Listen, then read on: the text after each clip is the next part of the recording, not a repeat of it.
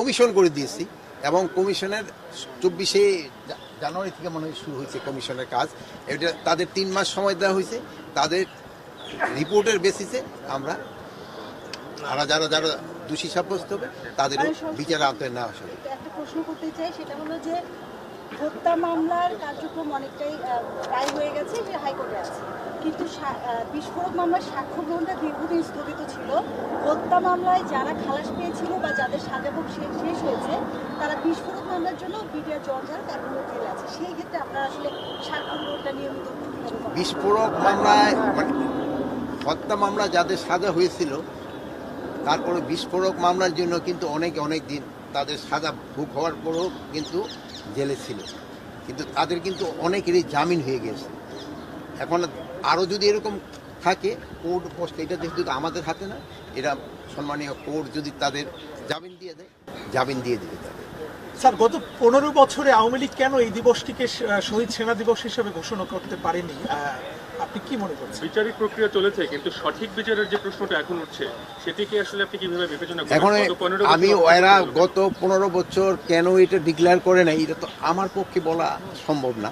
আর 2 number যে সঠিক বিচার যেন হয়, এই জন্যই কিন্তু একটা তদন্ত কমিশন গঠন করে। এটা কিন্তু কমিশন মানে না, ইনকোয়ারি কমিটি না, তদন্ত কমিশন গঠন করা হয়েছে। এবং তাদের দেখবেন তাদের মর্যাদাও দিয়ে দিছে, যে ইসেরে অ্যাপিলেট ডিভিশনের জাজের মর্যাদা দেওয়া হয়েছে যে প্রধান, আর অন্যান্যদের কিন্তু হাইকোর্টের জাজদেরও মর্যাদা তাদের দেওয়া হয়েছে এগুলি করার জন্য। এই জন্য একটা যেন সঠিক হয়, এটা কমিশনটা যেন সঠিকভাবে কাজ করেন এবং যারা দোষী তাদের যেন তারা ভালোভাবে করতে পারে, এই জন্য কিন্তু এটা করা হয়েছে। এবং তারা তাদের রিকমেন্ডেশনের উপরে বেস করে আমরা পরবর্তী অ্যাকশনটা নিই। সম্মানিত উপদেষ্টা, একটা প্রশ্ন ছিল।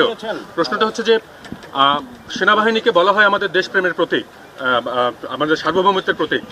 এইরকম একটা বাহিনীর একবারে ডেকোরেটেড 57 জন কর্মকর্তাকে যখন হত্যা করা হয়, এবং কোনো সরকার যদি সেটাকে নিয়ে আসলে যে এখন যে প্রশ্নটা উঠছে সঠিক বিচার এবং বিচার, এই বিচারের নামে যদি হচ্ছে যে টালবাহানা করে এবং সেখানে যদি নানান ধরনের ষড়যন্ত্রের গন্ধ পাওয়া যায়, তাহলে আসলে এই যে আমাদের আপনি তো এখানে টালবাহানা কোথায় দেখলেন? এখানে আমরা গত 15 বছরের কথা বলছি। এটা তো এই গত 15 বছরের প্রশ্নগুলি তো আপনারা ওই গত 15 বছর করতে পারতেন, বাট গত 15 বছরের উত্তর তো আমি দিতে পারবো না। এই যে আমাকে এখন যে হারে প্রশ্ন করতে পারতেছেন, এই প্রশ্ন কি আপনারা গত 15 বছর করতে পারছেন? এই ধরনের প্রশ্ন তো আপনি করতে পারেননি। আপনারা শোনেন, আমি বলি, আপনারা তখন স্বাধীনভাবে আমাদের যে কোনো ধরনের প্রশ্ন করতে পারেন।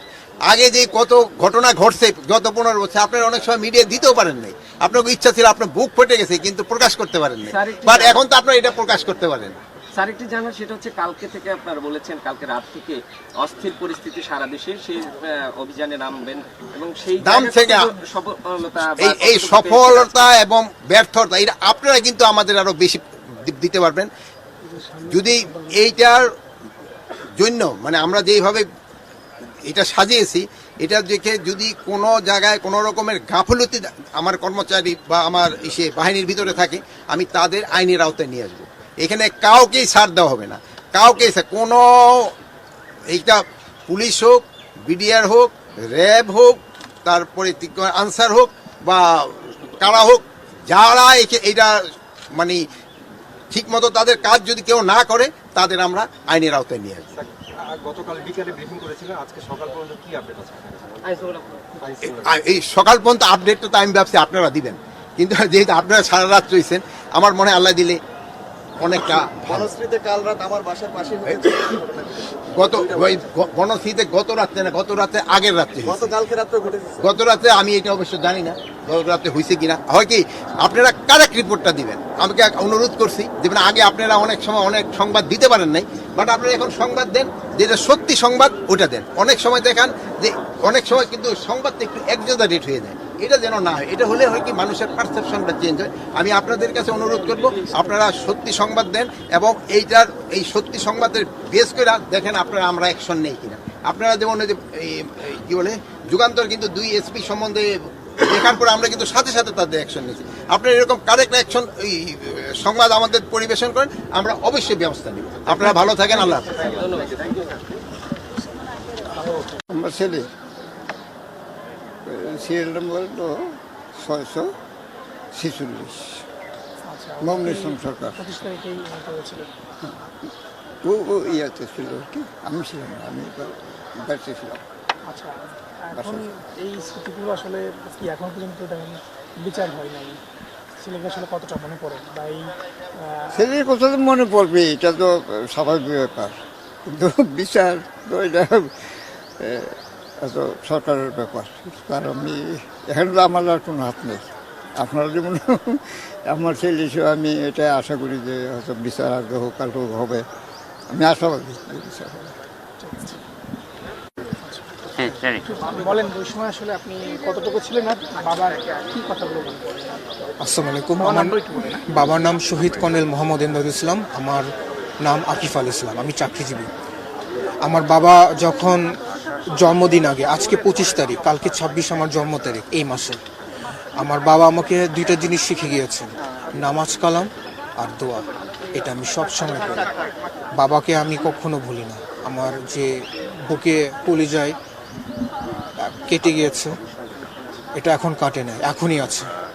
বাবা বলেছে যে তুমি যখন বেশি কাঁদবা, নামাজ পড়বা, দোয়া করবা, তোমার কান্নাটা যেন কন্ট্রোল হয়। কান্নাটা কন্ট্রোল রাখলে আমার মনের আত্মাটার জন্য শান্তি থাকে। আমি মানে ভাবতেই পারি না বাবা আমাকে কথা বলে গিয়েছিল। বাবার যখন পিলখানা হত্যাকাণ্ডের সময় ঠিক 9টার 10-এ বাবার সাথে একবার কল করা হয়েছে। বাবা আমাকে বলেছে তুমি আমার জন্য দোয়া করো, এটাই বাস। আমার বয়স ছিল 17 বছর, তখন এই হত্যাকাণ্ডের সময় আমি এটা করলাম, জন্মদিনটা পালন করলাম। আমার এই দুঃখটা আমি কখনো মিস করব না। আমার অলওয়েজ আমার ছেলে মেয়ে যখন থাকবে, আমি ওকে অলওয়েজ এটা আমি বুঝাই দিব, ওরা যেন মনে থাকবে ইনশাআল্লাহ। আমি বলতে চাই বিচারের ব্যাপার। বিচারটা হচ্ছে কি, আমাদের গত 15 বছর ধরে বিচারটা একদম ফ্লেক্সিবলভাবে নেওয়া হয় না, খালি বলে যাচ্ছে। আমাদের প্রত্যেকটা শহীদ পরিবার যারা আছে তারা এখন মনে দুঃখ আছে, এখনই বেদনা শেষ হয়নি, দুঃখটা শেষ হয় নাই। আমি আন্তরিকভাবে ডক্টর ইউনূসকে এবং তার ওনাদের উপদেষ্টাদেরকে ধন্যবাদ জানাচ্ছি। এই দিনটা মার্টিডম হিসাবে পালন করা হচ্ছে প্রথমবার। আর দ্বিতীয় কথা হচ্ছে আপনাদের বিচারটার জন্য দ্রুতভাবে যেন হয়ে যায়, যেন আমাদের পরিবার যেন অ্যাটলিস্ট শান্তিতে থাকতে পারে, অ্যাটলিস্ট আমরা যেন সহ্য করতে পারি, আমরা যেন শান্তিতে থাকতে পারি, এটাই চাই আমরা, আর কিছু না। ধন্যবাদ।